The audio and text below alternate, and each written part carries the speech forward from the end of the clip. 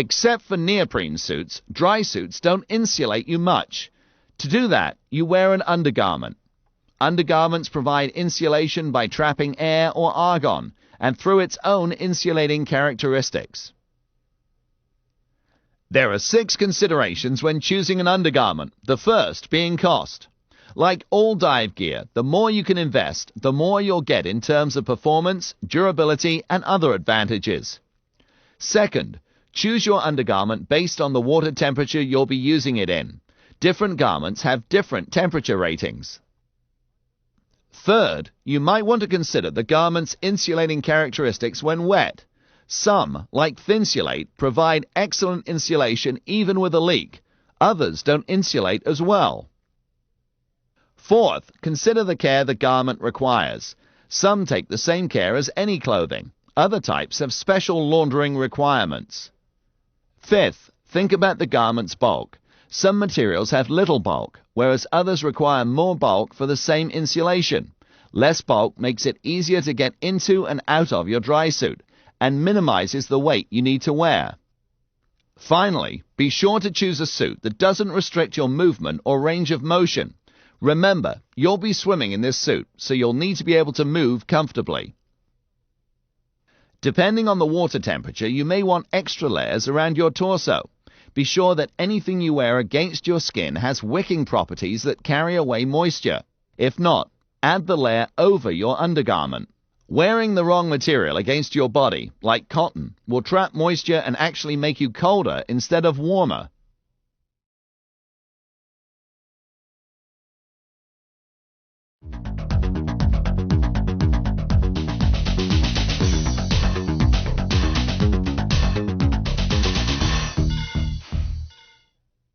A dry suit carries gas trapped in the undergarment to provide insulation, but that means you may need more weight to offset the resulting buoyancy. How much more depends on the type of suit and undergarment you use, so it may be a little more weight than you're used to, or considerably more. You may be used to a weight belt, but alternatives include weight harness systems and BCDs with integrated weights. These take the load off your lower back and make it easy to redistribute weight. You can even divide your weight between 2 weight systems and use accessory weights to distribute weight where it's most comfortable and gives the underwater balance you like.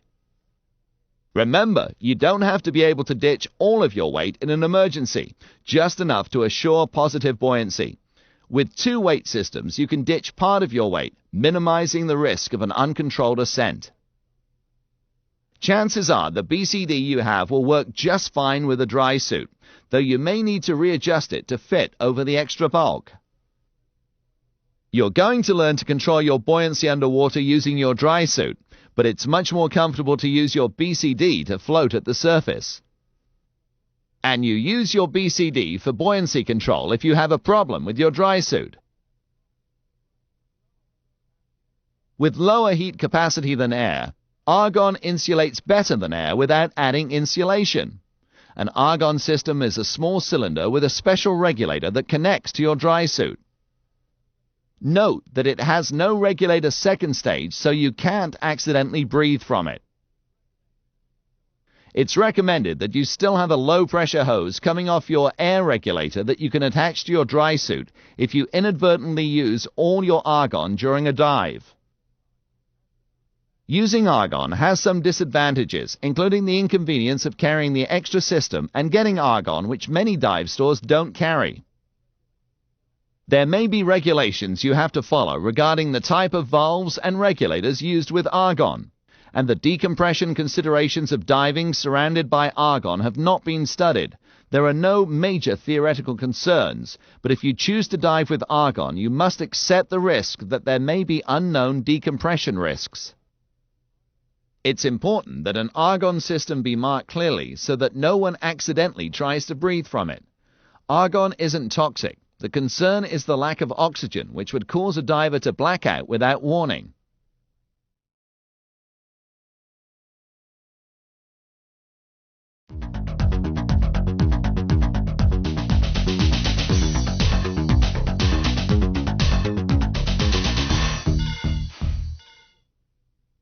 Now that you're familiar with the components that make up your dry suit system, let's look at the procedures for putting it on and diving in it.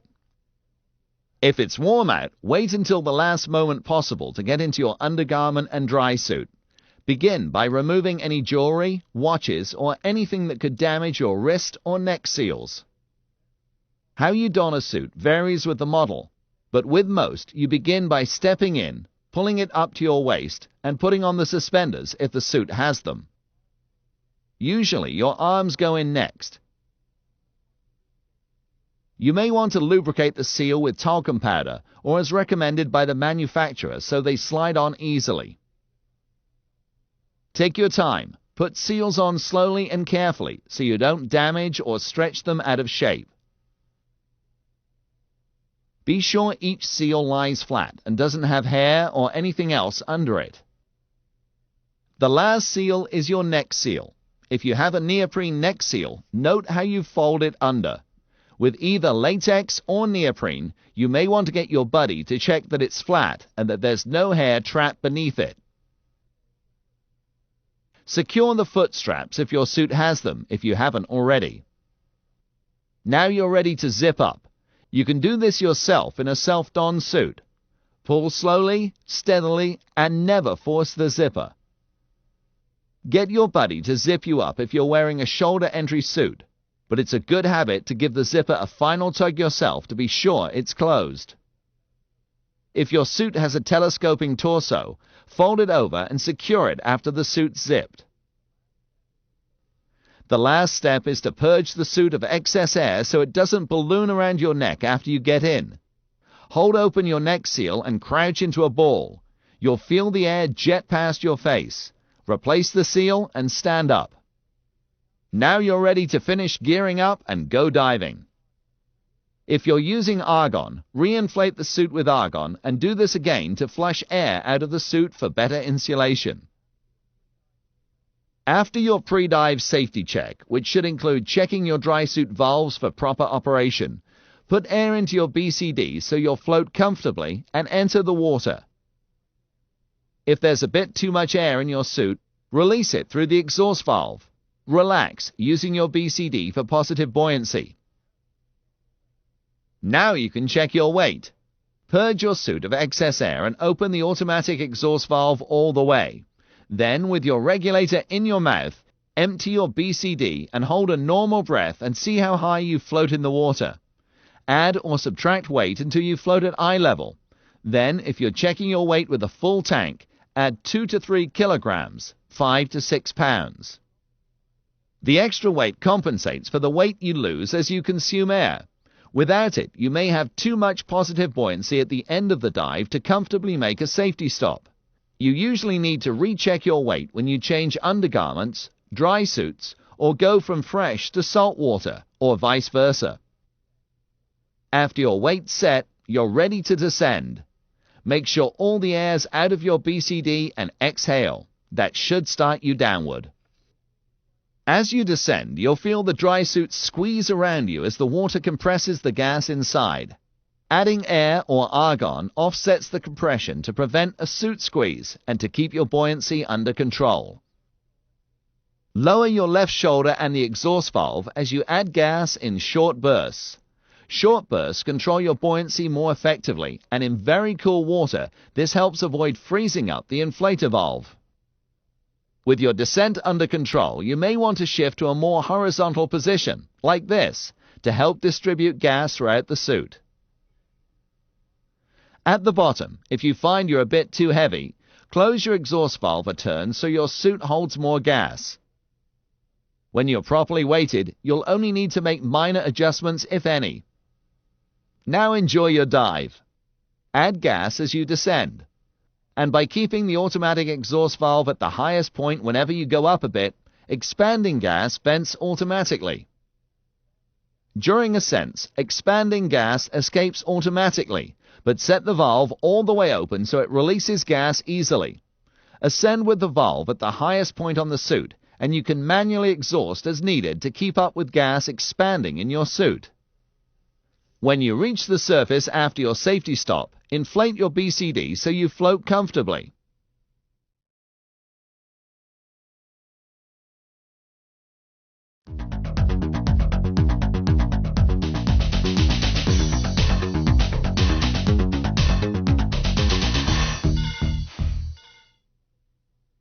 There are a few safety considerations unique to dry suit diving. Using proper techniques, you can make thousands of dry suit dives without incident. But to be prudent, let's look at the hazards, cause, prevention, and correction to suit squeeze, excess buoyancy, excess air in the suit legs, and to a flooded dry suit. Suit squeeze occurs if you descend without adding gas to the suit. This can happen if you forgot to connect the inflator hose, if the valve malfunctions, if you're using an argon system and run out of argon, or if you simply forget. A suit squeeze can cause painful welts and bruises, and if you keep descending, it can restrict breathing. If you're descending and can't add gas to your suit, immediately stop your descent. Use your BCD if you need to regain neutral buoyancy, and abort the dive. Switch to the spare hose from your breathing regulator if you're using an argon system, but don't continue the dive if you can't put gas in your suit. You can avoid suit squeeze by checking your dry suit inflator valve before entering the water, and by remembering to add air to your suit as you descend. If you're using an argon system, make sure you have enough argon for the dive. Excess buoyancy is a serious concern because it can lead to a runaway rapid ascent, which poses a risk of decompression sickness, lung expansion injuries, and other serious pressure injuries. One way this can happen is if your inflator valve sticks or freezes open, causing your suit to inflate rapidly. To correct this, immediately disconnect the inflator and dump the excess gas through the exhaust valve. Remember to position yourself so the exhaust valve is the highest point on the suit. You can avoid inflator valve problems by checking it before diving, by adding gas in short bursts, by maintaining your suit properly and having it serviced annually. Follow manufacturers' recommendations in water cold enough to call for sealed ice diving regulators that resist freezing. Although rare, an exhaust valve can stick shut, making it impossible to vent expanding air when you ascend. If you can, swim back down or grab something to stop your ascent. Control your ascent by releasing air from a wrist seal. You may get water in the suit doing this. You can release air from a seal anytime you can't get enough air to vent through the exhaust valve. Avoid a stuck exhaust valve through proper maintenance and by checking it before each dive. You have to offset too much weight by putting more gas in your suit. Expanding gas when you ascend can exceed what can dump through the exhaust valve. If this happens, stop and let the valve catch up. If necessary, hang on to something or release gas through a wrist seal. Then resume ascending more slowly so that expanding gas has time to vent. You avoid this by diving properly weighted. A lost weight system can lead to a runaway ascent. The techniques for lost weights apply to handling a runaway ascent of any kind in a dry suit. Of course, you can avoid losing weights by being familiar with your weight system and by inspecting it before each dive to be sure it's set up properly and secure. Your weight system may release if you don't secure it properly, or if you accidentally trip the release. If you can, grab the weights, but if you miss, you'll need to handle a runaway ascent. Dump as much gas as you can, and then grab a line if you can to slow your ascent. Otherwise, flare out facing the surface to create as much drag as possible. Make an R sound as you exhale each breath to assure an open airway, and watch overhead for any objects that you may need to steer clear of. Excess air in your suit's feet or legs is caused by having too much buoyancy and then allowing your legs to get above shoulder level at the same time. This can cause an uncontrolled rapid feet-up ascent, sometimes making your fins pop off and leaving you floating upside down at the surface. This is actually a rare problem because you can easily prevent it by avoiding excess buoyancy and by not ascending with your feet higher than your exhaust valve. There are several ways to get out of a feet-up ascent. To perform a forward rollout, bend at the waist and kick forward until you're head up. A backward rollout is the same technique, only in the other direction.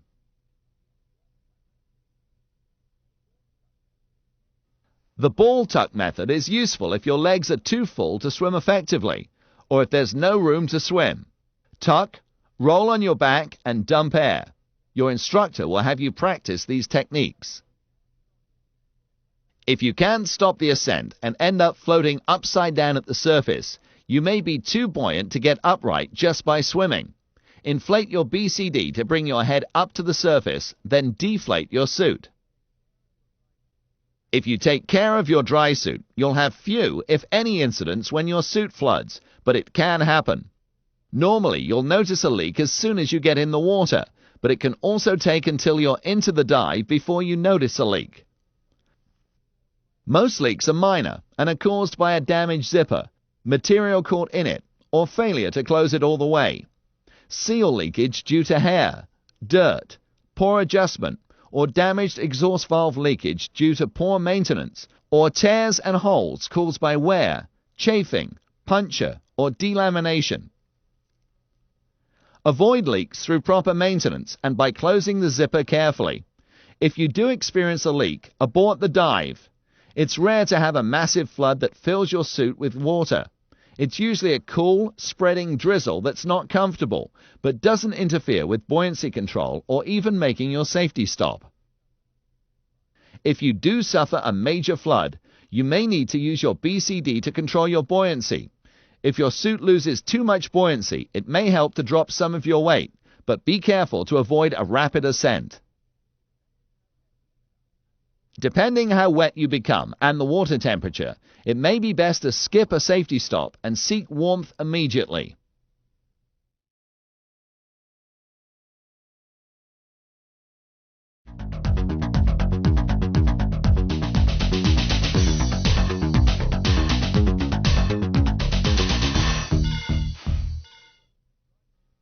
Earlier you learned that dry suits require a bit more care than a wet suit. Let's take a look at how to maintain, store, and pack your dry suit. Like all your gear, your first line of care is rinsing the suit in fresh water after using it. Zip the suit shut and be careful around the neck and wrist seals and you'll keep water from getting in. But if you've had more than minor leakage, or if you sweat a good bit, you'll want to rinse the inside of the suit too. Be sure to rinse the valves thoroughly. Then hang the suit to dry over a thick rod or something that avoids creasing. If you rinse the inside and will need it soon, hang it inside out. Avoid leaving the suit in one position for more than a day, and don't hang it in direct sunlight.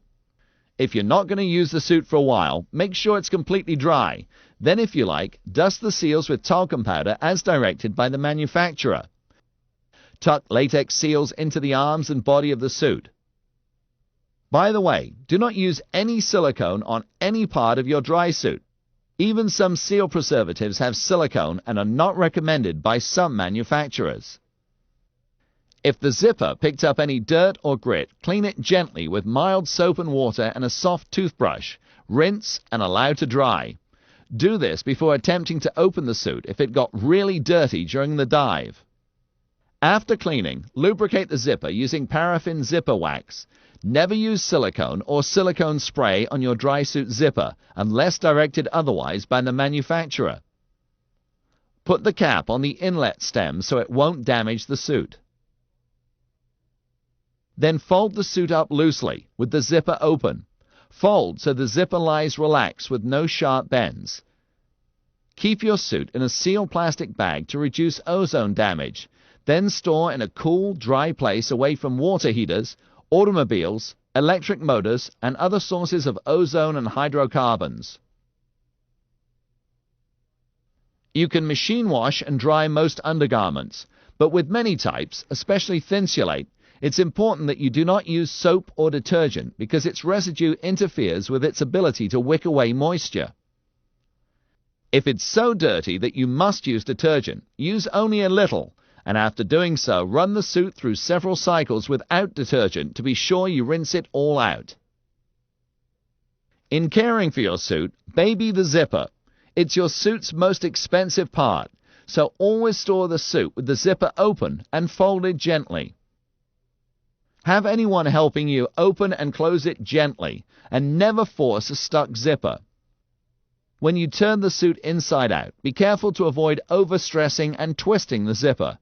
And when wearing your suit partially donned between dives, avoid sitting or leaning against the zipper. When traveling with your dry suit, if possible, pack it in its own bag, folded like you store it. You'll probably carry your undergarments in a separate bag so you can keep them warm and dry. As much as possible, avoid damage by keeping your dry suit out of stacks of other gear, and try and pack it so that if anything heavy does end up on top, it won't damage the zipper. Besides the care you give your suit, have the manufacturer or your PADI operation service your suit annually. This service not only includes valve overhauls, but inspects for problems and wear before they become serious.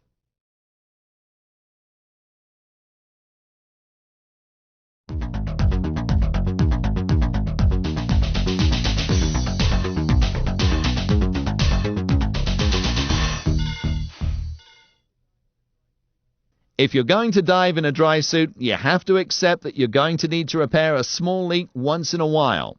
So we're going to go over the basics for normal repairs like patching a hole. Handle major repairs, replacing a boot or a valve, by taking your suit to the manufacturer or a dive center. You're not likely to have the resources for such extensive jobs, but these professionals have the tools and materials to do these repairs right. Since different materials require slightly different repair methods, you'll need to consult the manufacturer literature and the PADI Dry Suit Diver Manual for specifics for your suit. The first step in repairing a leak is finding it. Sometimes you can do that during the dive by elevating the area that's leaking and looking for bubbles. Note where the leak is as precisely as you can. Tiny holes can be hard to relocate later. If the hole is someplace you can't see easily, get your buddy to help. You can also locate a leak by zipping the suit up and closing the seals with rubber bands, or by putting appropriate sized cans or jars in them. Inflate the suit, spread soapy water on the area, and watch for bubbles. Or you can immerse the suit and watch for bubbles. Another method: go into a dark room and put a flashlight inside against the leak area. Look for the light to shine through the hole. This method works best with tri-laminate, vulcanized rubber, and coated fabric suits. When you find it, mark the spot with a laundry marker or some other non-permanent marker. Keep looking until you're sure you've found all the holes. Before beginning your repair, the patch area must be dry on both sides. Use a hairdryer set on low heat to speed drying if you like. Check the literature for your type suit, but in most cases the next step is to locate the repair area on the inside of the suit. You patch most suits on the inside not only because it looks better, but normal stresses press the patch against the repair area. Apply cement appropriate for your suit material. In some cases you may need to remove some material first. Some repairs, like a tear, may require only gluing, but you'll usually apply the patch next. Allow the cement to dry before diving the suit again. This may take less than an hour or up to 24 hours, depending on the cement you had to use. You normally have the manufacturer or your dive center replace seals. But if you're going to be on an extended trip, you might need to replace a seal yourself. If you think this may apply to you, it's a good idea to do it the first time with someone who's done it before. The first step is to remove the old seal, and how you do this varies depending on your suit. In some cases you carefully peel the seal away, and in others you trim the cemented area off your suit. Again, you need to check the specifics for your suit. Next, clean the seal area to remove all remaining glue and material, or rough the remaining seal so you'll get a good bond when you glue on the new one. Glue the new seal on carefully and evenly. Some seals may require an initial cement to bond the seal to the suit, followed by a cement that goes over the bond to assure that there's no leakage. Seal replacement may take more than a day, so allow yourself plenty of time and don't rush the job. Again, it's generally preferable to have the manufacturer or your dive center do this. And keep in mind that sometimes you can repair a seal, particularly neoprene ones, well enough to use the suit until you can have the seal replaced professionally.